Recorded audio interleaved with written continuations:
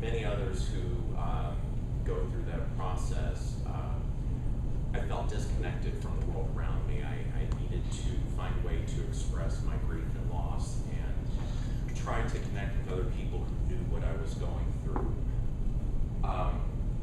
Connecting with grief support groups like the local nonprofits, the problem became that there was always a months-long wait to get interviewed, get placed into a group, and then actually get the support that you need. And what are people supposed to do in the interim while they're grieving and trying to cope with their loss? The problem with the sessions that these grief support groups have are that these people connect in generalized sessions, and they're not really, there's no commonality like generational, demographic, or type of loss. And there's a limited number of sessions available to these people in these nonprofit grief support groups, and many people carry their grief with them for years. What we want to do with SolaceSource is create a mobile chat platform that is available for all devices. It connects people according to their demographic and type of loss, so they can really get the connection that they need and make those. The thing is that with this solution, you tear down the geographic boundaries that often plague the local nonprofits, because there's small town USA in rural America that may have no grief support system. On the average, there's almost 3 million deaths annually just in the United States. That's 14 to 15 million over a 5-year period. That leaves about 3 to 10 people per loss as bereaved, trying to cope with their grief and loss. And just to put all this in perspective, right now there's 15 million widows and widowers just in the United States. 80% of those are women, and worldwide you have 260 million widows right now. That's just one small piece of the puzzle. So with SolaceSource, our business model, we want to offer free membership based on affiliate and sponsorship models. The affiliates would be more local market, estate planning, realtors, colleges, credit unions, and then you get into national companies, banks, insurance companies, investment brokers. As far as the product, you would join SolaceSource on your mobile device. You would have a quick questionnaire with about 10 or 11 questions based on your relationship and the type of loss, some psychological questions to make sure you're not trying to hurt yourself or anyone else. You have where you create your user profile. You'll get notifications where you might have a chat session scheduled in 45 minutes. You will also get notifications that there's 6 other people whose profile is similar to your own, and you can invite them to chat during the next session. And then you connect and chat and really be able to tell your story and have those conversations with other people that are too uncomfortable to have with your friends and family. As far as competitors, Talkspace and BetterHelp, they don't really focus on peer support and grief. They charge weekly and monthly. With local nonprofits like Our House and New Hope, they do focus on grief and loss and group support, but they charge per session, and they are very limited on the number of sessions. Our go-to-market, our primary audience is women over 50, and we would segment the groups according to grief and loss and demographics. And what we want to do to gain traction is start with our focus group in LA, and then a regional launch would be our open beta would expand to other large cities like New York, Boston, Atlanta, Chicago, etc.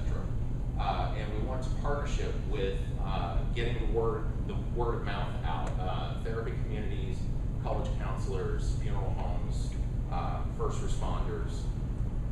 As far as milestones, that line's in a great place. We're working on signups, and then we're doing a focus group with a private MVP, continuing our signups, launching our open beta, get our users, launch our official version 1, and then start to get our initial sponsors. Our team is myself, CEO, and Asaf, our CTO. We have our advisors, Lee J, Allison, and Christine. And what we're looking for is $350,000 to work on more product development, marketing, and team building. Thank you very much. I got through my whole thing. They usually cut me off. or I cry.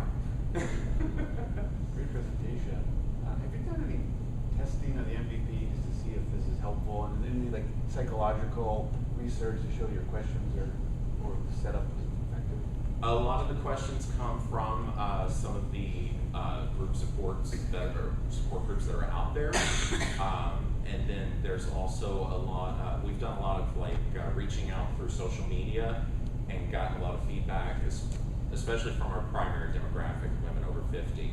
And I've even got quite a few amens online. So people are really responding to it, and they're telling us that this is something that people need because it's not something that's readily available to everyone, especially with the amount of time that it takes to get into a support group. So, with the group chat, first of all, it sounds like it's voice only, it's not video. Starting out, it's text, and then we would progress during our product development into video. You say text? You would have like text chat. It's text chat. Yes, kind of like on Facebook, you have scrolling posts, only this would be real-time live text chat. Okay, so no voice initially. Not initially. But migrating into voice only or video? Well, once it migrates into the video option, then you would also have the voice option. Kind of like when you go on a meetup and you can just use an avatar instead of your actual video, that option. Okay. The second question is, what about moderation? Because you can't have everybody texting or talking at once.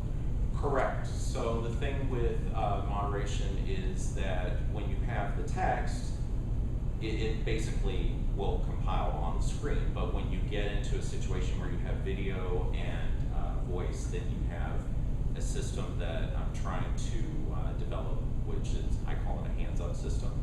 So the system would automatically give each person a turn to talk, tell their story, and then someone else would put their hand up to respond, that sort of thing. And then they would respond to each other so that it's more organized and they can communicate with one another without everybody talking over top of each other the entire time. Can you have that problem with text as well? With text, the thing is you'll have that availability to follow the conversation as it's going along. You wouldn't have everyone talking in one room. It would be a certain number of people, so you wouldn't have like 50 people in one room. You would have the room segmented into types of loss, demographics, those sorts of things, so that you have a small number of people in the groups, and you don't have like, it's not a horde of people at one time. No group leader, no group. Ideally, well, initially when we're doing our focus group, the moderation would be myself. We're also working on some AI ideas. We had talked with a couple of people in technology at a company called TriNet, and they were talking about when we get into scalable and larger size, you're going to have to incorporate AI because you're going to have so many users. It would be impossible to have moderators constantly.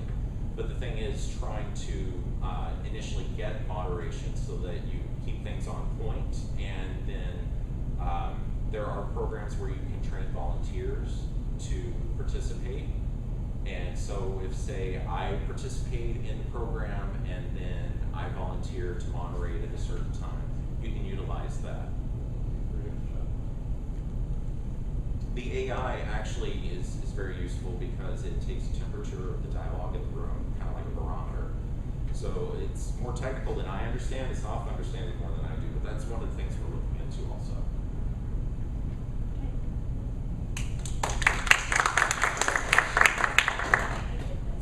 Go ahead. Okay, so you have any customers today, and I kind of want to just understand how many users are they and then again, I'm sure you can that. So right now, And if how you're planning to monetize or monetize it. so the monetization would be total affiliate and sponsorship.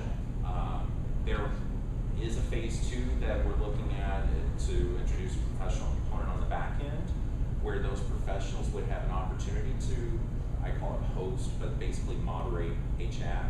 It gives them the opportunity to interact with people who might want to talk with them one-on-one, schedule an appointment, that sort of thing. So there's that possibility also, but that would come later.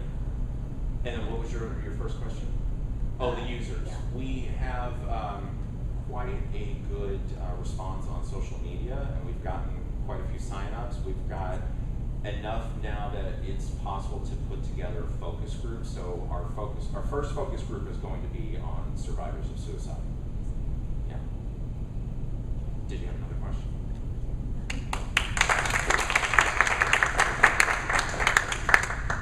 Okay, we're gonna